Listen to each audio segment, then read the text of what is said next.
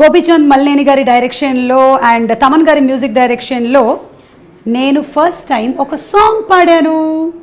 అది winner movie కోసం సాయి ధర్మ తేజ్ అండ్ రకుల్ ప్రీత్ హీరోయిన్లుగా ఉండేటువంటి సినిమా. మీకు ఇది కొంచెం షాకింగ్ న్యూస్గా అనిపించవచ్చు. కొంతమంది ఆల్రెడీ ఆ పాట వినుండొచ్చు.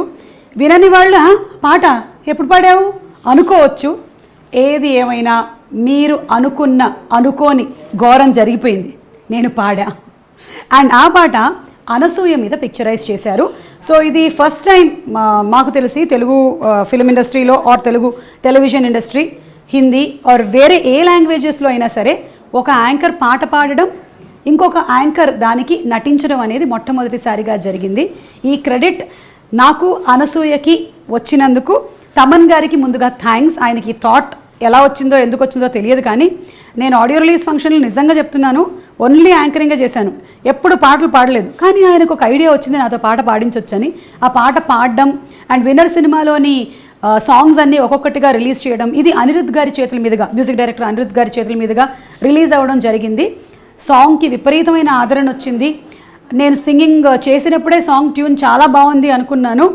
అండ్ రామ్ జోగేష్ శాస్త్రి గారు పాట రాశారు. పాట కూడా చాలా బాగుంది. రామ్ జోగేష్ శాస్త్రి గారు క్లాస్ సాంగ్స్ ఎలాగైతే రాస్తారో మాస్ సాంగ్స్ అంతే అద్భుతంగా రాస్తారని ఇట్స్ ప్రూవెన్ ఆల్రెడీ. సో మరొక సాంగ్. అండ్ ఇప్పటివరకు ఏంటంటే నేను ఆడియో రిలీజ్ ఫంక్షన్స్లో ఈ పాట ఫలానా వాళ్ళు రాశారు, ఫలానా వాళ్ళు పాడారు అని చెప్పాను.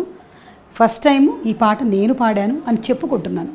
పాట సాకి సమీరా భరద్వాజ్ పాడారు. తర్వాత మేల్ వాయిస్ అనురాగ్ పాడారు అండ్ ఫీమేల్ సింగింగ్ సుమా కనకాల పాడారు. సో మీరు ఒకవేళ కనుక విన్నట్టయితే మళ్ళీ వినండి, వినకపోతే డెఫినెట్లీ ఒక్కసారి వినండి.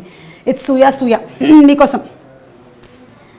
సూయ సూయ సూయ సూయ సూయా హఠ ఎట్ట పుట్టేసావే అనసూయా. ఇది మేల్ వర్షను. తర్వాత వస్తుంది ఫీమేల్ వర్షను. హే యాంగ్రీ యంగ్ మ్యాను, నేను నీకే పెద్ద ఫ్యాను, నా గ్లామర్ నీకే గిఫ్ట్ ప్యాక్ చెయ్యా, హడ్డ రెచ్చగొట్టి చంపకబ్బాయా, సూయ సూయ సూయ సూయ సూయ హఠ ఎట్ట పుట్టేసావే అనసూయా. అనసూయకు కూడా హార్టీ కంగ్రాచులేషన్స్. బికాజ్ ఒక యాంకర్గా ఉండి తను ఈ ఫిల్మ్ ప్రొఫెషన్లోకి రావడం, ఒక సాంగ్ తన పేరు మీద రావడం అనేది నిజంగా ఒక great credit for her. So congratulations to Anasuya and congrats to the whole team.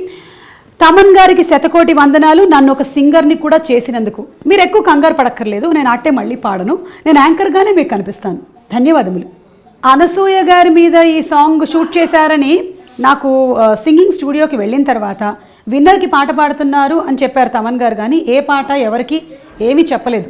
Song lyrics నాకు వాట్సాప్ చేశారు స్టూడియోలోనే.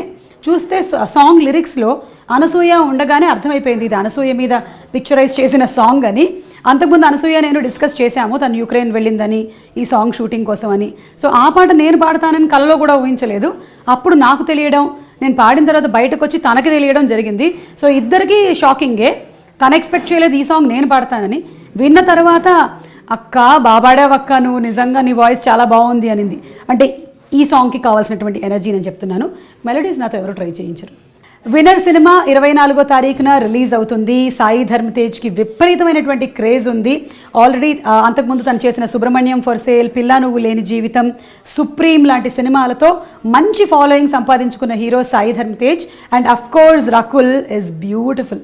సో ఇద్దరు కాంబినేషన్లో వస్తున్న సినిమా గోపీచంద్ మల్లేని గారి డైరెక్షన్లో అద్భుతంగా ఉండబోతుంది. మా చోటా గారి సినిమాటోగ్రఫీతో, తమన్ గారి మ్యూజిక్తో. So do watch Winner movie releasing on 24th.